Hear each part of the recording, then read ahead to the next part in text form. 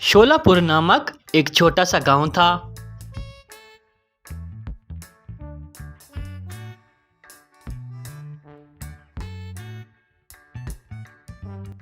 उस गांव में लल्लन नामक एक जमींदार रहता था। उसको शुभ कहकर एक बेटा था।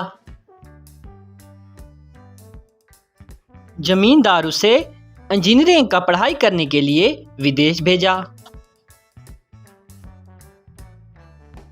इस तरह कुछ सालों बाद वह इंजीनियरिंग का पढ़ाई करके वापस अपने देश लौटा।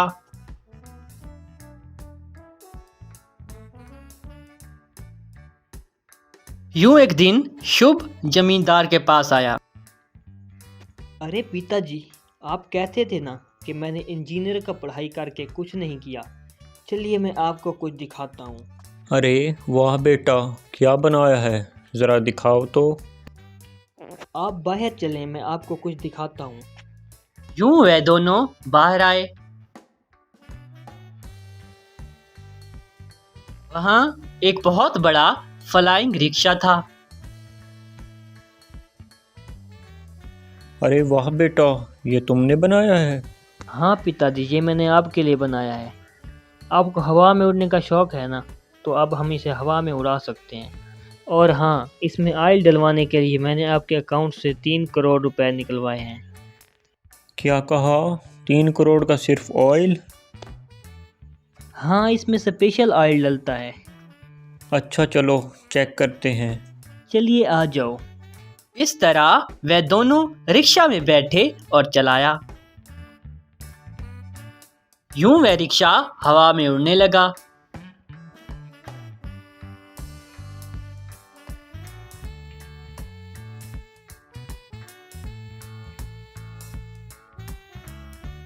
इस तरह वे गांव के ऊपर से उड़ते हुए जा रहे थे।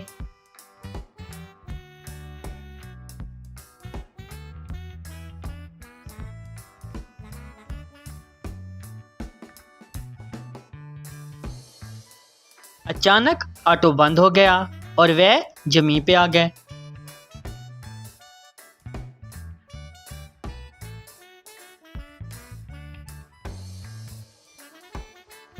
अरे बेटा, क्या हुआ, क्यों बंद हो गई?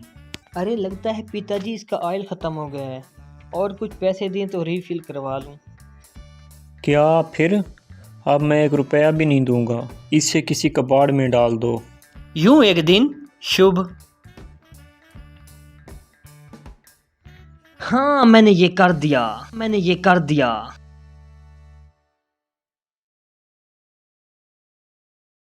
अरे फिर तुमने क्या कर दिया? अरे पिताजी, ये देखिए, मैंने एक पंखे को एसी में बदल दिया, ताकि जो गरीब लोग एसी अफोर्ड नहीं कर सकते वो भी सुकून से रह सकें। मैं अभी आपको चला के दिखाता हूँ। अरे वाह, ये तो सच में अच्छा लग रहा है।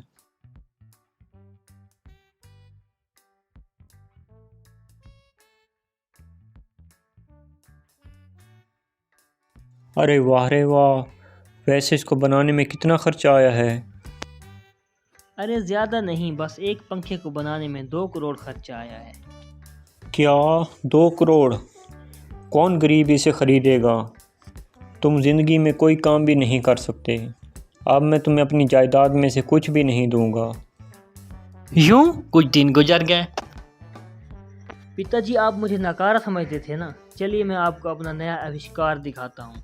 अरे क्या, फिर तुमने कोई फजूल काम किया होगा। मैं नहीं आ रहा। अरे आप एक बार चलिए तो सही, मैं आपको दिखाता हूँ। यूं वे दोनों चौराहे की तरफ जाने लगे। वहां एक बहुत बड़ा बल्ब था।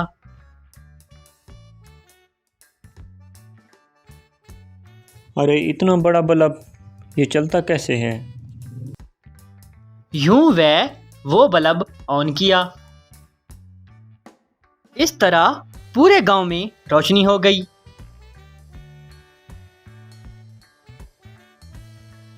उसे देख सब लोग बहुत प्रशंसा करने लगे।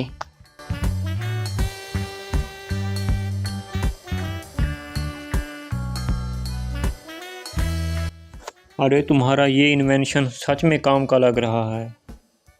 हाँ पिताजी, इससे हमारे गांव वालों के लिए रात में काम करना आसान होगा और खूब तरक्की करेंगे। और इसको बनाने के लिए सिर्फ 2000 ही खर्चा आया है। बस 2000? तुमने ज़िंदगी में पहली बार कोई अच्छा काम किया है। अब मेरा नाम खूब रोशन होगा। यूं अचानक वह बल्ब बंद हो गया। अरे नहीं पिताजी, लगता है बिजली चली गई है। पूरे गांव में बिजली नहीं है। जब बिजली आएगी तो फिर इसे चलाएंगे। अगले दिन एक पुलिस जीप उनके घर के सामने आके रुकी।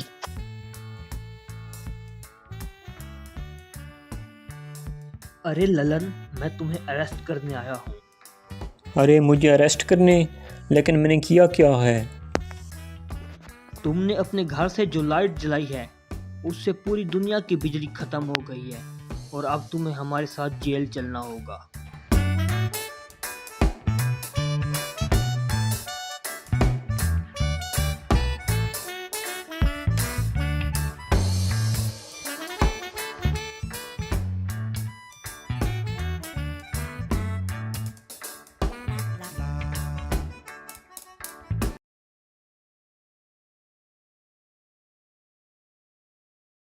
एक गधा भटक रहा था। ये गधा कौन है और कहां से आया है, ये जानने के लिए हमें थोड़ा फ्लैशबैक में जाना पड़ेगा। गांव के करीब रात के वक्त आसमान से उड़ता हुआ एक पेड़ आया।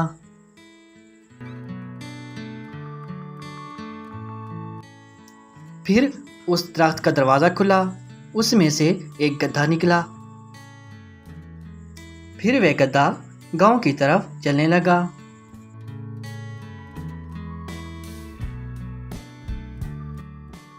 अगले दिन सुबह वह एक धनवान के घर गया और चलाने लगा।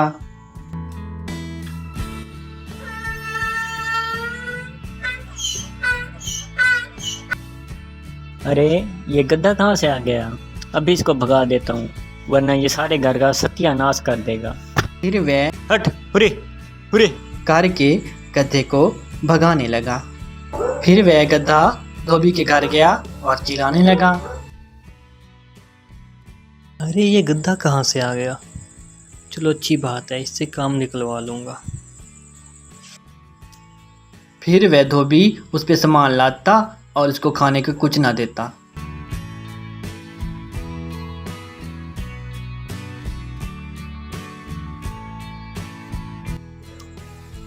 जब भी गधा खाना मांगता तो वह उसे पीटने लगता।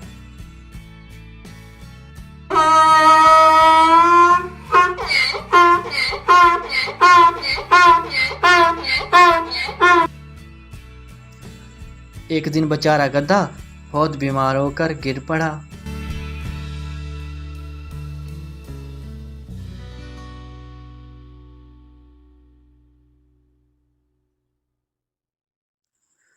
अब वह और काम नहीं कर सकता था तो धोबी ने उसको मार के भगा दिया।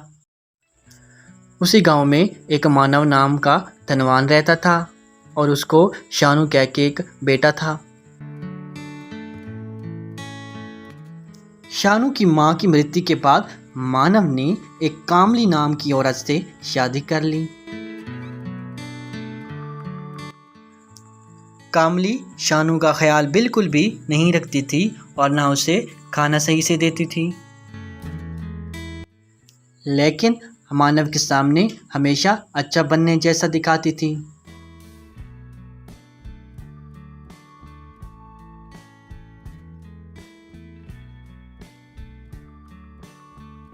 देखो बेटा, तुम्हारी माँ तुम्हारा कितना ख्याल रखती है और तुम जरा उसकी बात नहीं मानते।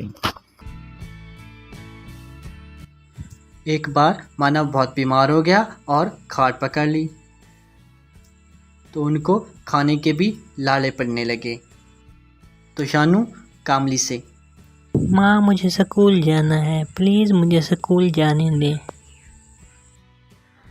क्या अब तुम्हें भी स्कूल जाना है? तुम्हारा बाप तो जैसे लाखों कमा कमा के आ रहा है। जाओ कोई काम करके पैसे कमा के लाओ। फिर शानू सब्जी का टुकड़ा सर पे रख के रोज सब्जी बेचने जाता था और शाम को 4 पैसे माँ को देता था। बस सिर्फ 100 रुपए? इतने में तो तेरा बुढ़े बाप की दवाई आ जाएगी। कब से खाट पे पड़ा है, दोनों बाप बेटे को मुझको ही संभालना पड़ रहा है। ये सुनकर मानव को बहुत दुख हुआ। एक दिन वह गधा उनके घर के सामने से गुजरते हुए गिर पड़ा और बेहोश हो गया। इतने में शानू वहां पर आया। अरे ये बेचारा गधा यहाँ पे कहाँ से आ गया? अरे इसकी हालत तो बहुत खराब है। फिर वह उसे कुछ फल दिए।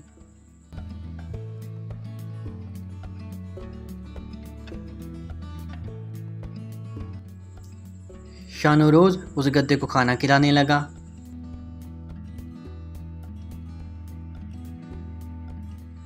कुछ ही दिनों में वो गधा पहले जैसा हो गया।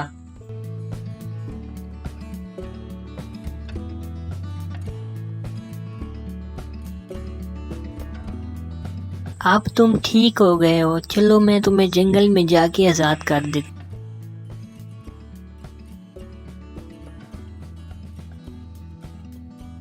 जाओ अब तुम आज़ाद हो, तुम जहाँ मर्जी जाना चाहो जा सकते हो।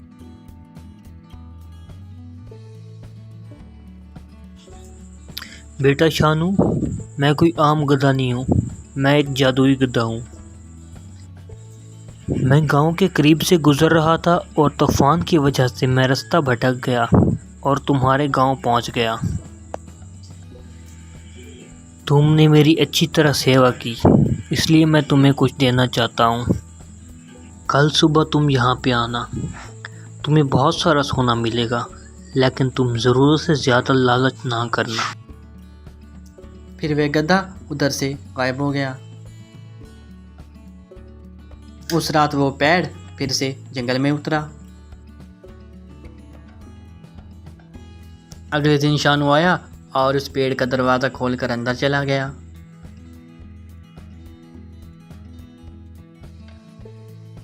वहां पर बहुत सारा सोना था और दरख्त भी सोने के थे।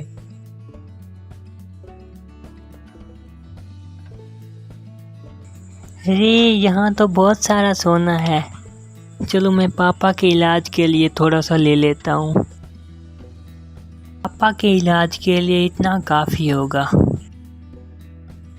फिर वह घर आकर सब माँ को बताया तो कामली, क्या उधर इतना सारा सोना था और तुम सिर्फ ये लाए? मुझे बताओ कहाँ पे, मैं अब खुद जाऊंगी, वहां सारा सोना लेके आऊंगी। फिर कामली खुद उस पेड़ के अंदर चली गई और वहां पर सारा सोना इकट्ठा करने लगी और दरख्तों को भी काटने लगी।